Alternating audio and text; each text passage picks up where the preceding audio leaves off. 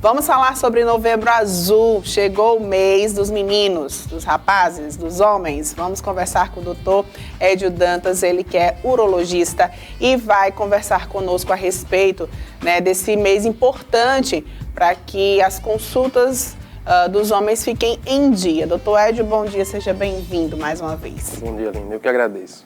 Vamos saber primeiro o que é que os meninos, né, os rapazes aí têm que saber a respeito do Novembro Azul, né, além dos exames preventivos. O Novembro Azul é um programa que foi realizado com o intuito de chamar a atenção para esse câncer, né, um câncer que é muito comum e que existiu e que existe ainda um grande tabu no rastreio entre os homens. Então, um programa voltado para chamar a atenção. O que é que os meninos precisam saber e que os homens precisam ficar cientes sobre esse problema, que é um problema muito comum. O câncer de próstata é o segundo tumor mais comum entre os homens, só perto do câncer de pele, né? Então não dá para a gente menosprezar esse dado. A gente tem que crescer e adquirir essa formação, essa consciência de que necessita sim de um momento de avaliação. Ao longo da vida vai ter um momento de fazer um rastreio, uma avaliação, não é nada demais, uma consulta de rotina para ver se identifica ou não essa doença. O câncer de próstata, ele acomete mais os homens a partir de que idade? Porque mulheres têm que fazer a questão dos autoexames, né? Também o exame do Papa Nicolau, desde a primeira relação sexual. Com os homens acontece um pouco diferente. E a partir de quantos anos os homens devem procurar o urologista? Isso é um dado importante, Aline, porque um dos fatores de risco é a idade. É muito interessante o câncer de próstata porque ele meio que tem uma seleção pela idade. Então, 2/3 dos tumores surgem em pacientes com idade acima de 60 anos, né? E aí existem vários protocolos de rastreios e o nosso, que a gente segue aqui, o da Sociedade Brasileira de Urologia, é que esse rastreio se inicia a partir dos 50 anos. Né? Mesmo o paciente assintomático, sem sentir nada, ele vai fazer uma avaliação com o urologista com o intuito de fazer um rastreio do câncer de próstata. Mas se ele quiser e sentir a necessidade de ir mais cedo ao urologista, não só pela uma prevenção de câncer de próstata, mas por outros motivos também, qual seria a idade recomendada?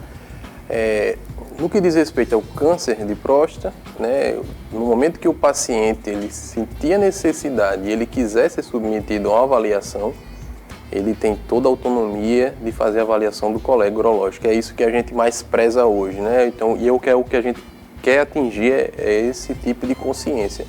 Não fazer uma obrigação, mas que o paciente ele tenha consciência do problema e tomar uma iniciativa própria. No que diz respeito ao câncer de próstata, a gente segue essa rotina de 50, mas quem tem história familiar a gente começa um pouco mais cedo, 45. E no que diz respeito a uma consulta urológica, de uma forma geral, pensando em saúde do homem, o urologista é um profissional que ele cuida das diversas faixas etárias, desde criança, adolescente, né? Então, mulheres também. Mulheres também. E assim, se você nunca fez uma avaliação urológica e tem alguma queixa urinária, seja mulher, está ardendo, está perdendo urina de uma forma involuntária, há uma opção para se fazer uma avaliação com o urologista, tá certo? Rapazes que iniciam atividade sexual, têm alguma dúvida se existe ou não alguma alteração na genitália, se está com alguma lesão nova ou não, recomenda-se sim fazer uma avaliação com o colega urologista para avaliar, se conhecer melhor o corpo, né, e receber orientações. Muito bem. Nesse Novembro Azul, doutor Edio, a gente pode destacar também as outras questões de prevenção. O que é que inclui a prevenção do câncer de próstata? A gente estava comentando aqui coisas que talvez fossem relacionadas, o senhor já tirou a dúvida. E quais são, vamos dizer assim, os fatores? Por exemplo, uma boa alimentação, não fumar? Isso é outra pergunta muito questionada, né? O câncer de próstata, ele é um pouquinho malvado, porque a gente não consegue prevenir, não existe uma receita de bolo que eu possa seguir para evitar tê-lo, né? Então, existem vários estudos observando o uso de alguns componentes alimentares, como selênio, vitamina D, excesso de proteína de origem animal, mas nenhum deles tem um dado significante que comprove como um fator de risco. Né? O que a gente tenta realmente é fazer um diagnóstico bem numa fase inicial, precoce. Né? De uma forma geral, o que a gente recomenda é aquela dieta saudável. O paciente ter uma dieta rica em frutas e verduras, evitar gordura em excesso, gordura animal, ter uma atividade física. Isso daí vai contribuir não só para uma melhor saúde do trato urinário, mas do corpo todo. Verdade. E ajuda mesmo, né? A boa alimentação a gente sabe que é quase 80% de uma boa dieta, né? De um bom equilíbrio alimentar. Como a gente está falando sobre o Novembro Azul, né? Está especificando bem a questão dos exames urológicos para os homens, tem ainda os tabus, né? E um tabu específico que é o exame de toque. Como é que funciona? Quanto tempo dura?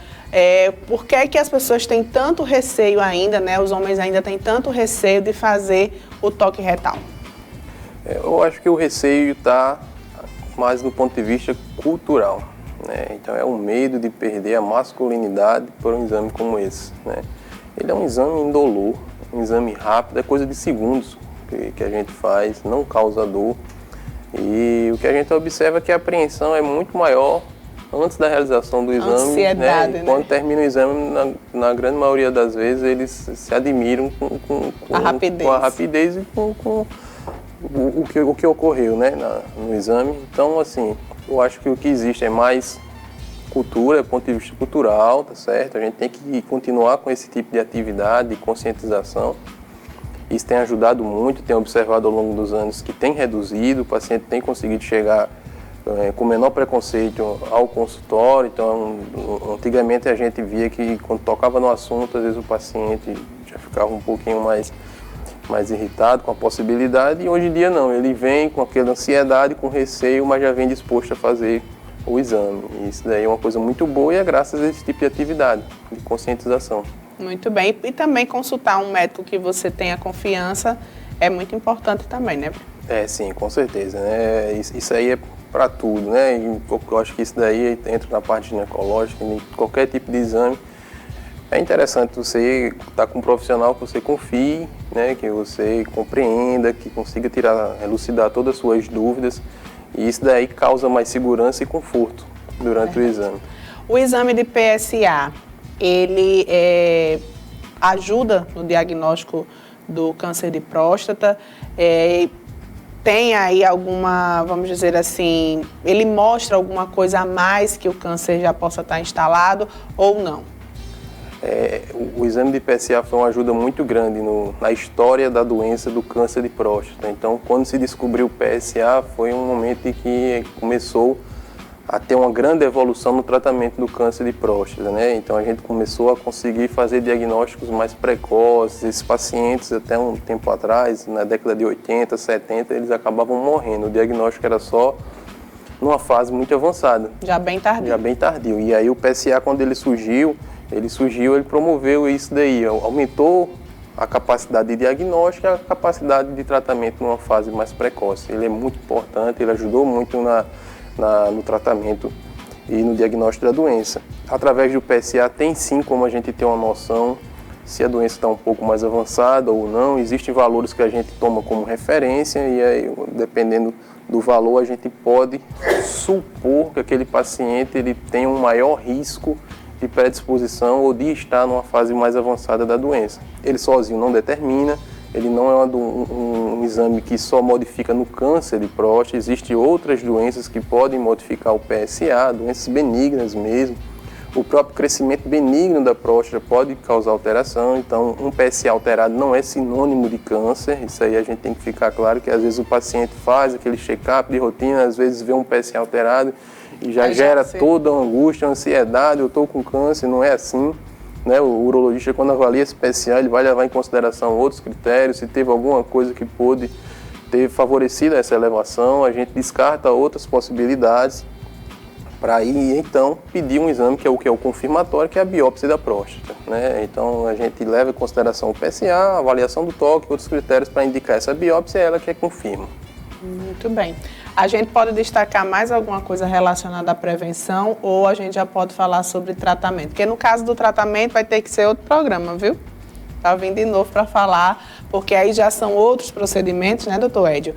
E tem mais algum destaque que a gente possa colocar aqui para os homens na questão dessa prevenção ao câncer de próstata? Eu gosto muito de chamar a atenção para a participação da família na prevenção.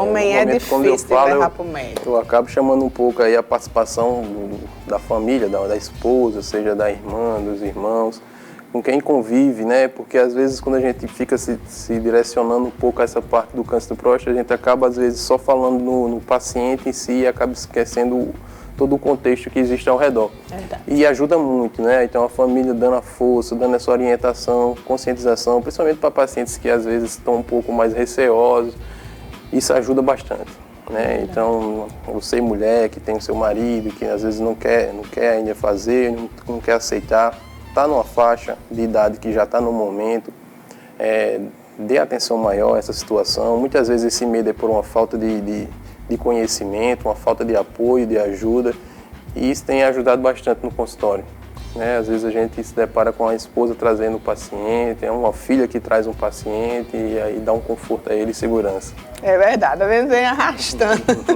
Bora, menino, bora pro médico que tem que ir. O bom mesmo é que você procure um profissional especializado, assim como o doutor Edio, para fazer as suas consultas, para fazer aí, ter orientações melhores em relação ao câncer de próstata, a como se prevenir, né, a como saber que exames fazer, porque muitas vezes está lá, como o senhor bem falou, está querendo fazer, mas está muito receoso. E aí, quando você encontra a tranquilidade de uma consulta, você já abre novos horizontes em relação ao seu cuidado, à sua saúde ficar em dia. Doutor Edio, muito obrigada mais uma vez. Muito trabalho, né, esse mês de novembro, aumentando as consultas? Aumenta.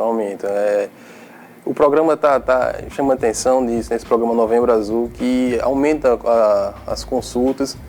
Isso é bom, assim, está mostrando conscientização, mas eu sempre tento no consultório mostrar que não é só o novembro que é o momento de fazer essa avaliação, né? Existem outros momentos ao longo do ano para poder fazer esse rastreio, mas tem sido muito proveitoso essa evolução que a gente tem observado ao longo dos anos. Aumenta, assim, a conscientização da doença no período de novembro. Que coisa boa. Então, vamos nos cuidar, né?